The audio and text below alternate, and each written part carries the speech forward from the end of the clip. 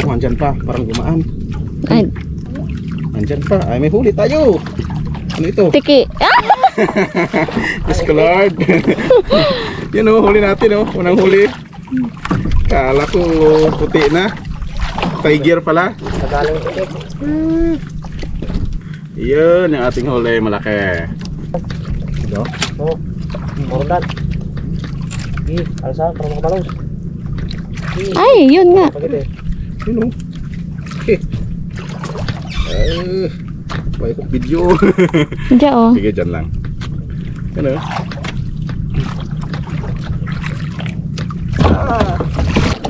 Yun, ano ko ito? Yun, dalawa. Ito isa, yun. Dalawa piraso. Yan. Pag hindi mo, ano yun agad eh. So, tarating nyo. Gapin ko pagkalag ka lang Yan. Itong piraso pa lang kalakain ko. Itong piraso pa daw ito, tara.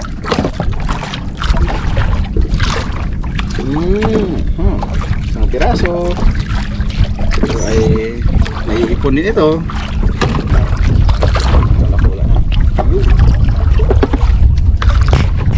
Grabe, tulo-tulo lang bunganga eh, kaya minsan nakakabitaw siya. Oh, dami nga. Walang bukid. Ayan mga kahayahay, uwi na tayo.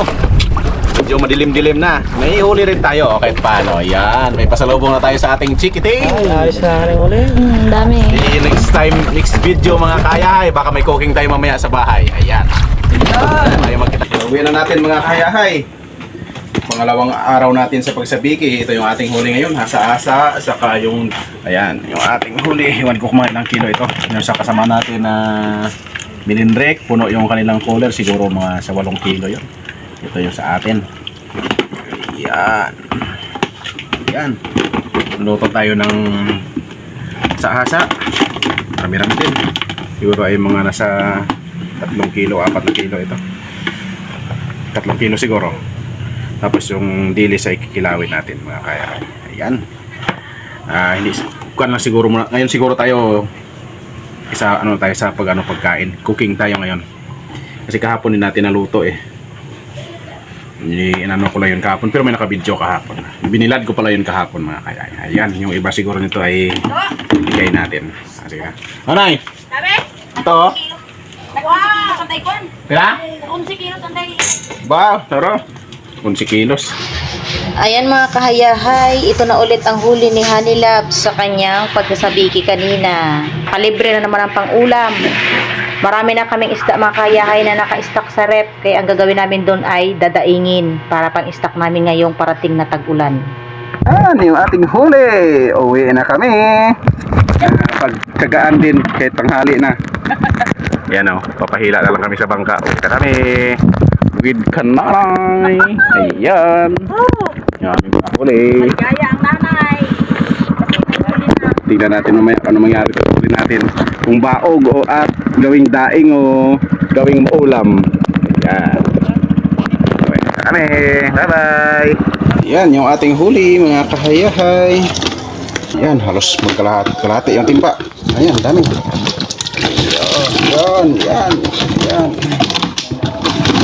Yan, dami ating huli mga kahayahay. Yan yung ating huli ngayon. Sila Jeric Milindrek ay isang timba nito. Puno yung timba nilang ganito yung ano. Ito yung size kalaki. Sabi ni nanay, halos isa pareha siguro yung aming huli. Yan. Baka mag-cooking tayo mamaya. See you sa video na lang mga kayahay. Ayun mga kayahay. Daing po tayo ng ating huli. Yung ating huli na medyo marami-rami. Bukasin natin daing to kasi may araw na. Dami natin huli o naipon na o. Para may ilang araw na tayong may isda. At hanggang sa kanina may iba ay naluto na pero hindi tayo nagbibinta. Kaya marami tayong dadaingin. Ayun. Ayun.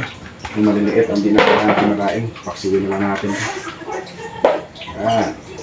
Ayun, sarap paksiwin ito. Ayan mga kayahay. Ulam tayo. Kasi marami tayong huli. Ayaw kong magbinta. Kasi ay ayaw ko naman problema sa ulam. Kaya ito ay yung iba ay stock natin sa rep. Yung iba ay dadaing natin. Tapos yung iba pala ay nabiyak na natin. Ayan o. Ayan, ayun yung iba. Nadaing na natin yung iba. Tapos may dadaingin pa tayo. Ayan. Ito ay hindi na natin isama ito kasi maliliit ito. At masarap ito sa paksiw. Itong maliliit na hasa-hasa. Hasa-hasa ba ito? Parang basta hasa-hasa. Lumahan pag lumaki. Ayan yung aray. Tinituloy ako.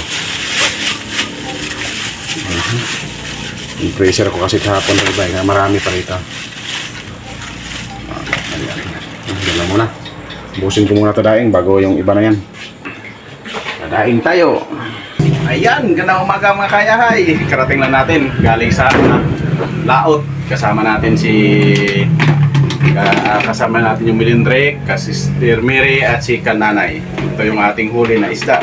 Ayan. Ito yung ating huli na isda sa ating sabiki. Yan yung ating huli. Saktong-sakto at magluluto tayo kasi yung ating tinanim dati na na mustasa, ito sasabawan natin yan. Huli natin sa sabiki, sariwa na isda. Saktong-sakto yung ating gulay na tinanim dati ay pwede na harvestin. So, ihalo natin dito sa bawan natin. Ayan mga kahayahay! Gawa na tayo ng ating pakatungan ng ating gulay. Ako masyadong dikit yata dito, no? Hello mga kahayahay! Hello mga kahayahay at mga kahayahay! Welcome sa aming kubo! Pinapaganda pa namin lalo. Tinataniman namin ng gulay para umaba ang aming buhay.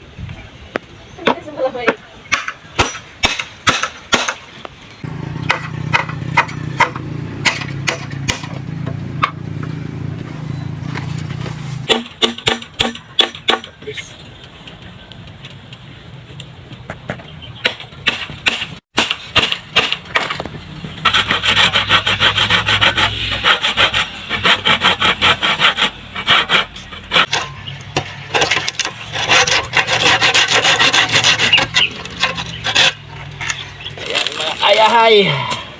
Sakit na sa likod. Kunti na lang din ito. Para ito sa mga mustasa natin na punla. Kasi doon kay Bibi Labs sa vlog sa sa kabilang bahay, kay Jirik at Milin, marami siyang punla na mustasa. Kaya sobra-sobra daw. Wala na silang mataniman kaya bigay nila sa atin. Ayan, dito natin ilagay yan. Ito natin dami pang lupa oh. Ayun.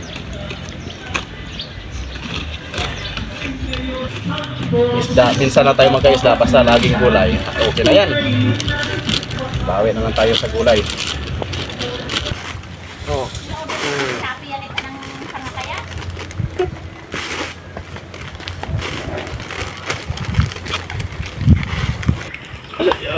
Yan, puro na. Doon buhati mo, punta doon. Ano? Yan. Doon mo i-arrange sa gilid. Kaya mo? Pa. Ako naman nila po. Sige yun po. Dyan bak ah. Hakan mo bak. Dyan na lang ikaw. Sige na lang dito. Bunutin na natin yung dapat bunutin. Nililipat. Daming ano dito oh. Ayan nga yung mga halo-halo yan. May... Tsaka isang lagay no, 2 puno oh. Kaya nga, sobra-sobra eh. Ayan, bunutin natin to. Ililipat natin to. Ay, ang dami pala. Oo, dami ano. Kaya kung, kailangan na yan. kung gusto mo magtanim dito. Ayan, bunutin na natin to. Habang pwede pa siya ilipat, lipat na natin. Ayan na. Yan po, binubunot na po. Tag-isa-isa lang pala yung maganda nito eh. Yan, busy din, no? Ayan. Punta nyo lang sa Misiyahay. Ayun na, dala na ng aking develop yung Ayun! pula. Oh, picturean mo, videohan mo, Mark. Yun! Tingnan Mark. Yan ang mga Si Mark yung kanilang taga-video. ating supplier. Lapit. Ayan, lapit Si sa Mark yung ating... Madami. Ayun. Kailangan magbigayan. Yan yung ating... dami palang mustasa to. Dami yan. Nako. Oo, grabe yan. Daming punla pala, oh. Oh, Ay, kulang yan, saktong-sakto yun, yan doon. Kulang yan. Kulang nga yan, siguro. Dami yan, kala mo dyan, oh. Isa labay, nilalagay sa isang Oo, puno. isa lang yan. Isang plastic. Oo. Alam nga naman, dublein mo na naman. Ang bala ko yata, dublein mo eh. Eh, konti lang pala ano ko muna. Unahin ko, Hindi, isa lang yan. unahin ko muna yung mustasa. Nila. Ayan, Kunti oh. lang mo ng ano mo. Yan mga hayahay. Minunot ko na. Ililipat na natin. Puno mo yan at mustasa. Isama na natin itong mustasa na to. Kulang pala, no? Magakuha lang sa tinirit daw dyan. Oh, sige. Hindi, sa kwan lang, sa maliliit lang ito. Yung kaya lang abutin eh. Sa bagay. Oo. Kaya punta nyo lang sa Misiyahay, may ano sila. Si Mark yung taga-video. Ay ka, Mark. Itanim na natin dito to habang mainit-init pa. Ate. Habang mainit-init pa, itusok na natin to. Ayan, isang puno lang daw talaga dapat dito eh. Kailangan ay isa lang kasi pag marami hindi daw bubunga. Ayan. Ayan, oh. Tapos isa pa eh. Dito na ito sa may timba na to. Kailangan kasi maanuhan lang ito eh. Hanggang sa mabuhay siya. Tuwing umaga lang naman yung pagdilig nito.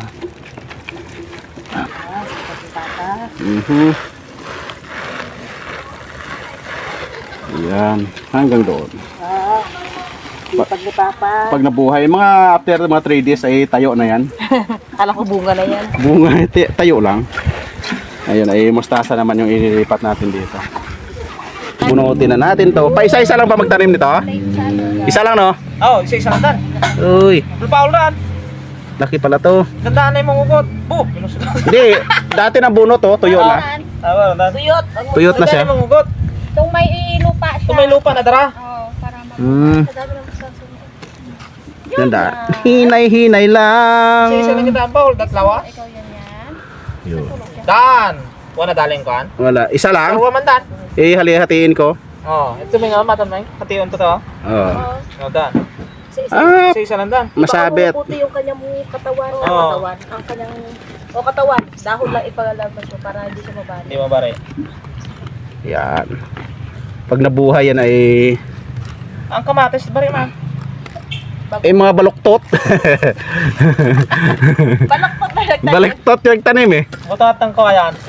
Saka na, pag ano. Nasunod ron. Kasi arrange ko yan lahat eh. Exactly. Minimum ko. Pati aratilis. Tanim na talaga. Wala, putol yung iba eh. Ate, ano na kapustin niya? Ano mo gid ko kaya? Ilubong mo gid ba nga mat na? Baon talaga siya. Oo. Sige gid. Ang matdalan bang ang magawa? Katawan lang. Ganyan lang. Adi, ano mo na. Dan. Para hindi siya mabali baga.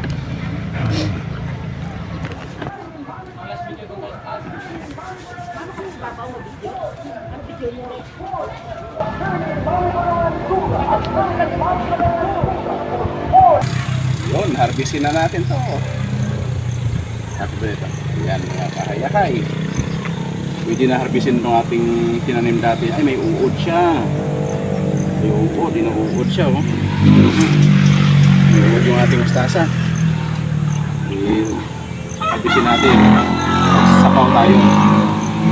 Tayo ng isda, tapos haluan natin ng mustasa. Masarap to kasi sariwa pa eh.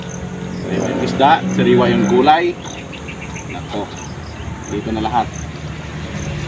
Yung ating pinaghirapan dati ay maganda na yung dapat. Yung magulang lang yung ating kukunin para hindi agad-agad sila maubos. Yung magulang lang, ilang piraso lang. Ayan, oh. Ayan. Tapos yung ating kamatis ay wala pang bunga, pero dahil umuulan na, malapit-lapit na rin yan magkaroon ng bunga. Ayan. Matras konti doon, bro. Yung magulang lang yung ating kukunin. Ay, inuud siya. Inuud, umatake yung uod sa iloob, oh. Ay, ganun to pala. Yun, nauud siya. Dapat ito ay masprehan. Ano kaya ang maganda pang spray dito sa maggulay na to para mamatay agad yung mga insekto. Inuud siya. Yun. Ito may uod na rin, oh. Kunin natin yung pwede na ihalo sa gulay. Ito may uod na rin. Yung bilis niya. Sakto na siguro muna to. Ilagan natin. Ito.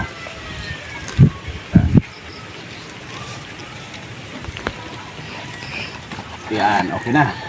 Yun, pwede na ito. Ihalo natin dun sa isda para maganda yung masarap yung ating kain. Yan. Harvest tayo, sa sunod naman yung iba. Luto na yung ating kinamatisan na lumahan. Kasama yung ating gulay na, luto na ito, patayin na natin. Nga, tikman natin. Hindi pa nakabihis. Sarap. Iba talaga yung lasa ng sariwa. Kakain na tayo, mga kahayahay. Ayan yung ating isda na nilagay dito. Yun, malalaki isda yan. Yung malalaki kanina niluto natin. Tapos yung maliliit, kasi marami na yung stock natin sa freezer. Puno na eh, iba na, daing ko na. Ayan, ibinta natin yan kung sinong bibili.